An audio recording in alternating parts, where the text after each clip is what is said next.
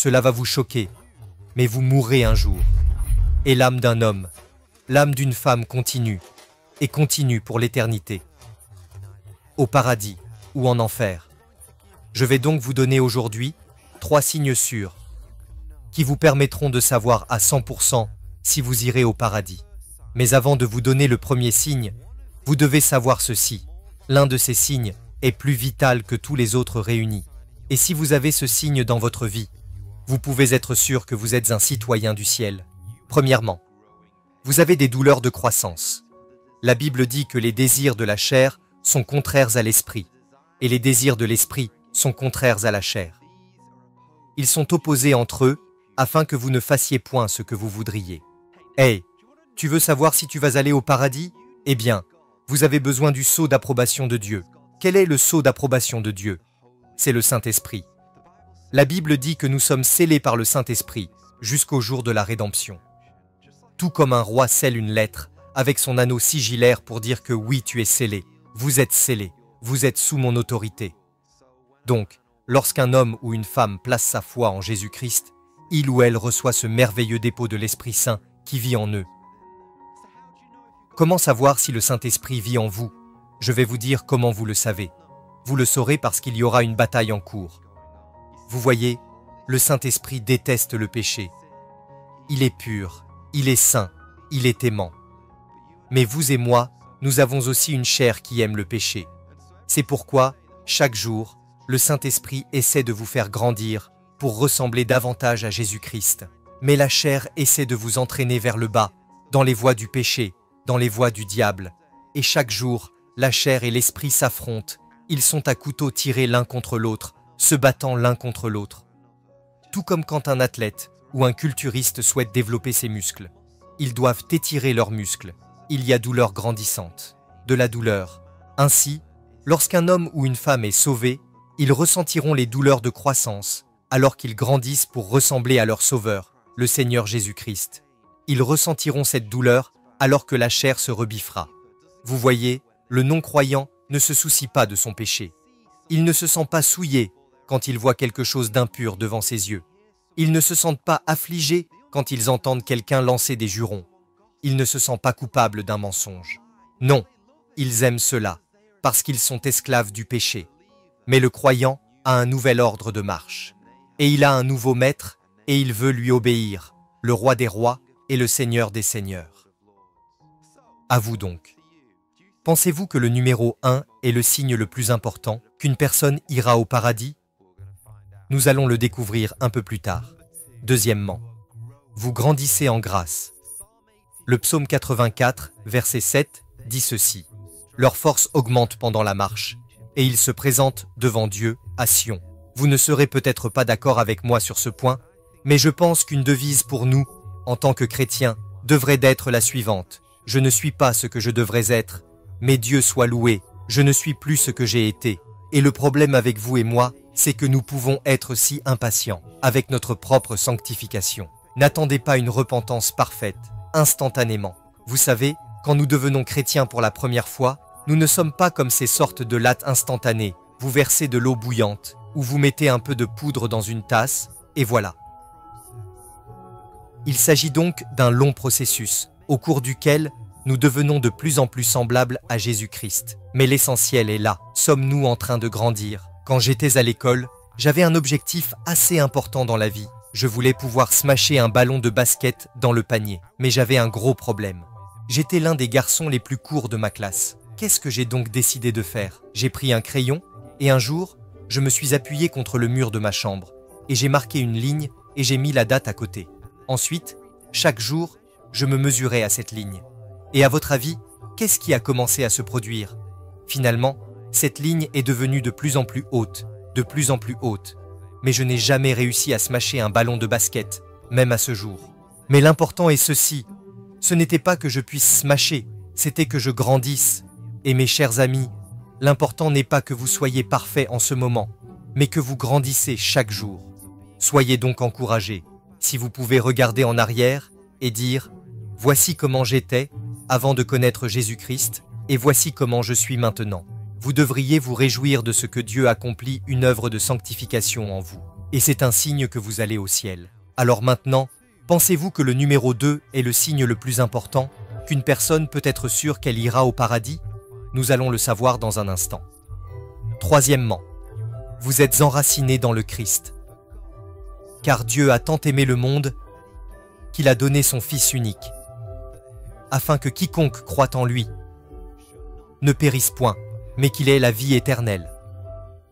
Vous savez, je pensais l'autre jour, y a-t-il quelqu'un dans l'histoire du monde sur lequel je pourrais vraiment construire ma vie? J'ai donc pensé à Michael Jackson.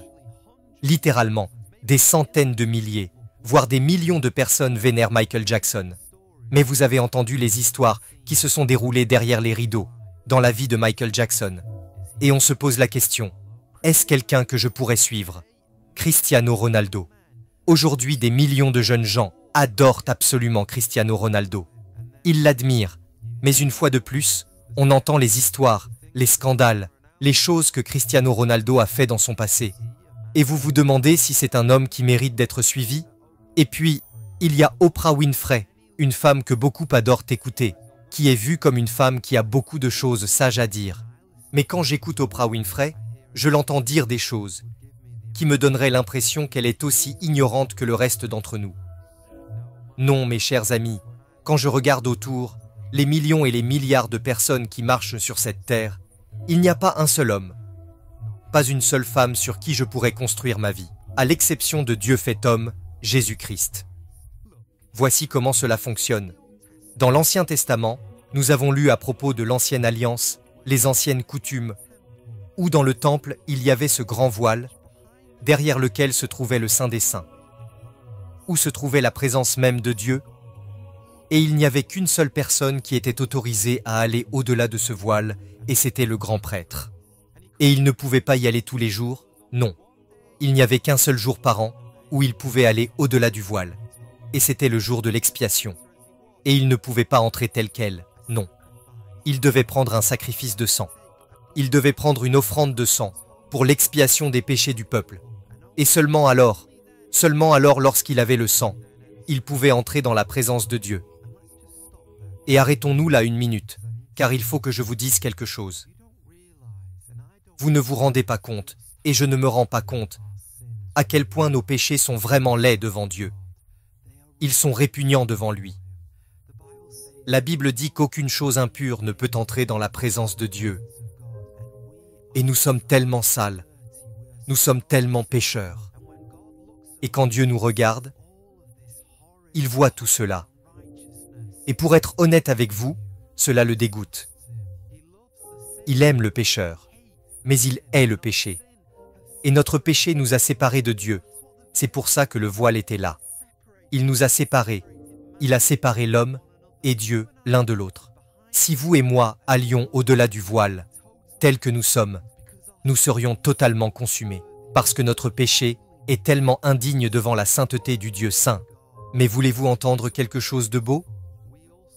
Nous avons aussi un grand prêtre, et ce grand prêtre n'est pas entré dans le Saint des Saints, avec le sang du sacrifice d'un animal. Il est venu devant Dieu, avec son propre sang. De qui je parle? De Jésus, l'agneau de Dieu qui enlève le péché du monde.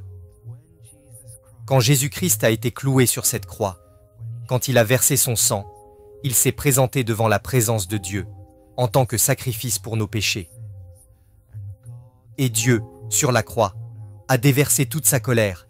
Il a tourmenté Jésus-Christ, non pas parce que le Christ avait fait quelque chose de mal, mais parce que, comme je l'ai dit plus tôt, nos péchés sont si laids. Et voici la merveilleuse nouvelle. Quand Jésus-Christ a rendu son dernier souffle, savez-vous ce qui s'est passé dans le temple de Jérusalem? Le voile au sommet du temple s'est déchiré en deux. Quelle est la signification? Que la voie est ouverte. Ce grand souverain sacrificateur, le Seigneur Jésus-Christ, a été le médiateur entre Dieu et l'homme. Ce grand fossé qui nous séparait de Dieu et qui était dû à notre péché a été enlevé. Le prix a été payé, il a été puni, il a été enlevé, il a été maltraité. Et maintenant, nous pouvons entrer dans la présence de Dieu, parce que nous avons le sang de Jésus-Christ qui lave nos péchés. Et ma question est la suivante. Avez-vous été lavé dans le sang de l'agneau? Jésus-Christ a-t-il payé pour vos péchés? Pour que vous puissiez maintenant entrer dans la présence de Dieu. Si la réponse est non, et que vous n'avez pas encore fait confiance à Jésus-Christ comme votre Seigneur et Sauveur, je vous exhorte aujourd'hui, ne remettez pas à plus tard, et venez à lui aujourd'hui. Trouvez le pardon de vos péchés et la vie éternelle. Donc, je ne vous ai pas encore dit lequel de ces 3 signes est le plus important. Bien sûr, c'est le numéro 3. Jésus-Christ est le pont entre l'homme et Dieu, entre la terre et le ciel. Tout comme l'échelle de Jacob, quand il a fait ce rêve et qu'il a pu voir cette grande échelle qui atteignait le ciel. Bien, c'est Jésus-Christ. Et quand vous êtes sur cette échelle, vous allez au paradis. Quand tu mets ta confiance dans le Seigneur Jésus-Christ, il assurera que vous atteindrez les rives du ciel en toute sécurité. Mais je me demande maintenant si quelqu'un se dit « Pourquoi voudrais-je aller au paradis? À quoi ressemble le paradis ?» Si vous voulez connaître la réponse à cette question, cliquez sur cette vidéo. Et si vous n'êtes pas encore abonné, faites-le.